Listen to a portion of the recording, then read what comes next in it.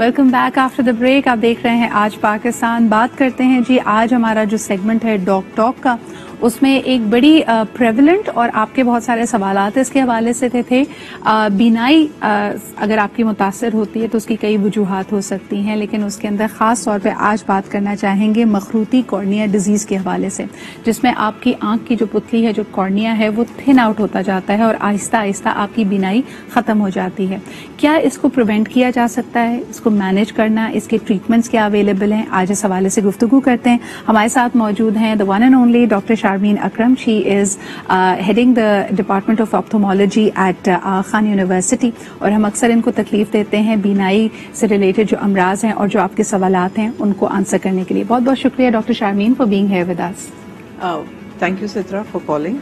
शारमीन जी, मुझे ये बताइएगा, मखरूती कॉर्निया डिजीज जो आंखों को अफेक्ट करती है, बीनाई को अफेक्ट करती है, कोई खास एज ब्रैकेट है? मर्दों को, खवातीन को, इन दोनों में अगर मुआवजा करें, किसको ज्यादा इफेक्ट करती है? अच्छा, ये जो डिजीज है ये सब एज ग्रुप्स में आ सकती है, लेकिन 40 से लोअर एज ग्रुप होता है। ठीक है, बच्चों में भी हो सकती है, मैन एंड वुमेन दोनों में हो सकती है। सही। ये बहुत ज्यादा कॉमन एज सच नहीं होती, लेकिन कुछ ऐसे एरियाज हैं जैसे कोयटा, अफगानिस्तान, जहाँ पे ड्राई एरिड क्लाइमेट है, वहाँ पे ये बहुत ज्यादा होती है। तो इसका मतलब है कि इसमें एनवायरमेंटल फैक्टर्स भी होते हैं जिसकी वजह से कॉर्निया जो होता है वो अफेक्ट होता है। और अफेक्ट इस तरह होता है कि जब ड्राई रहता है उसमें इचिंग होती है, पेशेंट रब करते हैं आइस को बहुत ज्यादा। तो जिन लोगों के अंदर इसके ऑलरेडी डेफिशिएंसी होती है कि ये हो सकता है, उनके अंदर फिर ये मैनिफेस्ट करता है कि मतलब वो नजर आना शुरू होता है। और मैनिफेस्ट इस तरह करता है कि जो पेशेंट्स होते हैं या जो लोग इससे अफेक्टेड होते हैं वो कहते हैं कि हमारी नजर का चश्मा जो है वो हर 2 महीने के बाद बदल रहा है या हर 3 महीने के बाद बदल रहा है। जो तो नंबर है वो बढ़ता चला जा रहा है, बीनाई गिर रही है। इसका डायग्नोसिस कैसे किया जाता है डॉक्टर शामीन? बिकॉज एक तो है, अगर आप ग्रोइंग ईयर्स में देखें तो बच्चे अक्सर हर विजिट पे उनका नंबर बढ़ ही जाता है, एक खास एज पे जाके वो स्टेबल होता है। क्या इसमें जाहिरी तौर पे हमें कुछ नजर आने लगता है जिसकी वजह से ये डायग्नोस होती है और one has to come to a eye specialist? Okay, खुद से तो आप डायग्नोसिस नहीं कर सकते हैं, लेकिन ऑब्वियसली क्योंकि नंबर, जैसे आपने कहा कि बच्चों का तो वैसे भी बढ़ रहा होता है जिनका बढ़ रहा होता है, तो वो जब आते हैं और जब उनको आई स्पेशलिस्ट देखता है तो एक स्लिट लैंप, एक हमारा मशीनी आला है जिसके ऊपर हम पेशेंट्स को देखते हैं। इससे रिलेटेड जो चेंजेस होती हैं वो हमें अक्सर उस पर नजर आती हैं। सही। अगर ऐसी चीजें नजर आए या हम सस्पेक्ट कर रहे हो कि ये इसका नंबर एक खास तरीके से बढ़ रहा है, क्योंकि नंबर सिलिंड्रिकल्स होते हैं, स्फेरिकल्स होते हैं, तो उसका एक खास मैथमेटिक्स होता है, अगर उस तरह बढ़ रहा है तो फिर हम एक स्पेशल टेस्ट कराते हैं जिसको कॉर्नियल टोपोग्राफी कहते हैं। सो उसके ऊपर ये ज्यादातर लोगों में फिर पिक हो जाता है, फिर वाज़ेह हो जाता है। अच्छा डॉक्टर शामीन, जैसे आपने कहा कि अमूमन ये 40 से कम उम्र के लोगों को अफेक्ट करता है, तो भी तो पूरी जिंदगी सामने होती है, यंग बच्चा है या यंग इंडिविजुअल है, क्या इसकी वजह से मुकम्मल बीनाई चली जाती है? इसकी ट्रीटमेंट्स या इसकी प्रिवेंशन कोई अवेलेबल है? ओके, सो मुकम्मल बीनाई तो नहीं जाती है, लेकिन बहुत, जिसको हम कहें कि प्रैक्टिकल बीनाई तो चली जाती है अगर ये एडवांस रहे और ये प्रोग्रेस इसकी रहे। और इसका एंड रिजल्ट ये होता है कि फिर हम कॉर्नियल ट्रांसप्लांट करते हैं इन पेशेंट्स के लिए।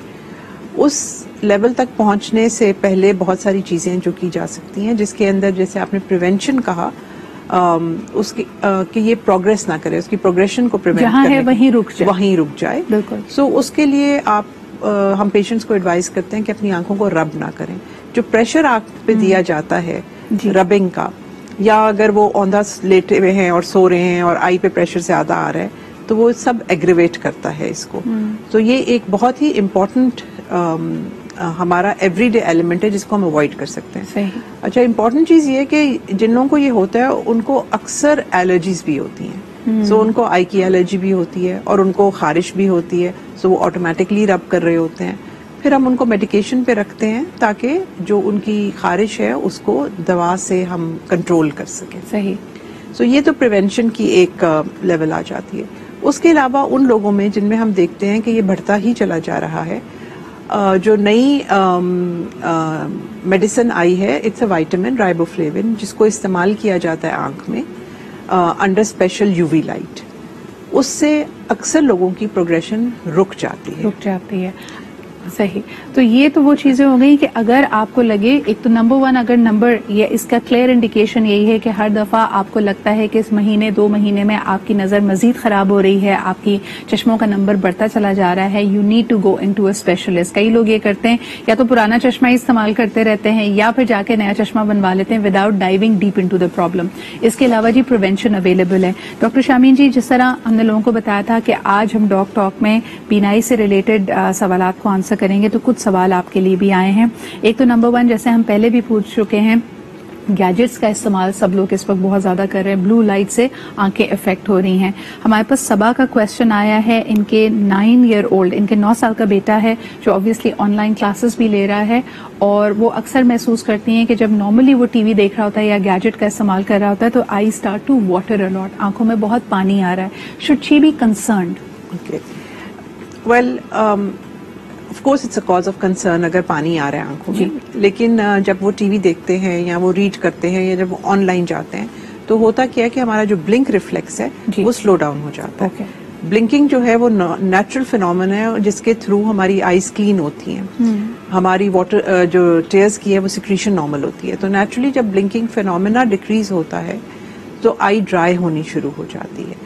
سو یہ آپ سمجھ لیں کہ جیسے ونڈ اسکرین ہے اور وائپر ہے اور پانی جو ہم ڈالتے ہیں, سو اس کا سب سے اچھا طریقہ یہی ہے کہ آپ ان کو کہیں کہ بلنکنگ کیا کریں. بلنکنگ کرنے کے علاوہ ان سے یہ بھی کہیں کہ وہ دور دیکھا کریں, دور کی چیزیں اس کو نوٹس کرایا کریں. جیسے چھوٹا بچہ ہے, عام طور پہ کئی لوگ یہ پریکٹس نہیں کرتے, لیکن اگر آپ ایک اپارٹمنٹ میں بھی رہتے ہیں اور آپ کو لگتا ہے کہ every thing is very closed in together, شاید اس کو کھڑکی سے باہر یا گیلری میں لے جا کے دور کی چیزیں نوٹس کرائیں تو آپ کی آنکھ کی ایکسرسائز ہو جاتی ہے.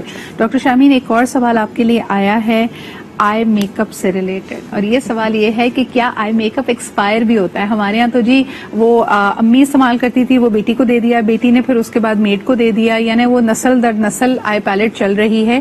کیا یہ ایکسپائر بھی ہوتی ہے اور جنرلی ان چیزوں کو کب ڈسپوز آف کر دینا چاہیے؟ دیکھیں جو گڈ برانڈز ہوتے ہیں نا ان کے پیچھے ایکسپائری ڈیٹ ہوتی ہے. اوکے. سو آف کورس ان کا ایکسپائری ٹائم ہے, ان کا ٹیمپریچر ٹائم ہے کہ آپ نے کس ٹیمپریچر کے اوپر رکھنا ہے. آپ نے اکثر دیکھا ہوگا کہ جو لپسٹکس پرانی ہو جاتی ہیں ان میں سے بہت ایک عجیب سی اسمیل آتی ہے. سو اس کا مطلب ہے کہ اس کے جو کانسٹیٹیوئنٹس ہیں وہ صحیح نہیں ہیں. یہاں بہت آپ کا میک اپ کوئی گرمی میں پڑا رہے, گاڑی میں پڑا رہ جائے تو اس پہ ایک آئل کی لیئر آ جاتی ہے. جب آپ اسکویز کرتے ہیں میک اپ کو یا کچھ تو پہلے کچھ آئل باہر آتا ہے اور اس کے بعد, سو دیٹ مینس کہ وہ اب خراب ہو گیا. بالکل ایکسپائری ہوتی ہے. اینڈ آئی تھنک کہ اچھا ہی برانڈ لینا چاہیے. اچھا, ایک بڑا انٹرسٹنگ سوال تھا, this is from Sajid and he is writing in from Islamabad. یہ میں نے پہلے کبھی نہیں سنا تھا تو مجھے بڑا انٹرسٹنگ لگا. انہوں نے کہا جی ہمارے یہاں کیونکہ اتنی شدید گرمی پڑتی ہے, کیا کانٹیکٹ لینسز کا جو سولوشن ہے اس کو فریج میں رکھنا چاہیے؟ روم ٹیمپریچر پہ رکھنا چاہیے, اور اس کی بوٹل اگر سیل کھل گئی ہے at room temperature it's fine. Okay, تو یہ فریج میں رکھنے کی ضرورت نہیں ہے آپ کو. لیکن اگر آپ رکھنا چاہیں اور آپ کو لگتا ہے, آئی ڈراپس کیونکہ یوزلی رکھتے ہیں تو آئی تھنک شاید اس سے انہوں نے ڈرا کیا ہو. سب آئی ڈراپس نہیں رکھتے, کچھ کی انڈیکیشن ہوتی ہے جن کو رکھنا ضروری ہوتا ہے. لوبریکنٹس کو یوزلی فریج میں اس لیے رکھا جاتا ہے کہ کولنگ افیکٹ ہوتا ہے. آپ کا اگر ٹیمپریچر دیکھیں, روم ٹیمپریچر بھی آپ نے ایک نارمل روم ٹیمپریچر لینا نا. اگر آپ کا بہت زیادہ ہے 45 پہ جا رہا ہے, سو دین آپ اس کو ایسی جگہ پہ رکھیں جہاں ایئر کنڈیشننگ ہوتی ہے. سو اس کو کولر انوائرمنٹ میں رکھیں, لیکن فریج میں رکھنے کی. ہاں, لیکن ہمارے یہاں اکثر لوگ یہ غلطی کرتے ہیں, آپ کا جو فرسٹ ایڈ باکس بھی ہے وہ بھی چولہے کے کہیں قریب پڑا ہوتا ہے یا فریج کے اوپر, کہ سب سے زیادہ گرم جگہ ہے. حالانکہ ہر دوا کے اوپر لکھا ہے کہ اس کو ٹھنڈی جگہ پہ اور کم روشنی والی جگہ پہ اس کو اسٹور کریں. بہت بہت شکریہ doctor Shameen for being here with us and for sharing such valuable tips with us. ایک چھوٹا سا بریک لیتے ہیں, ویل بی رائٹ بیک.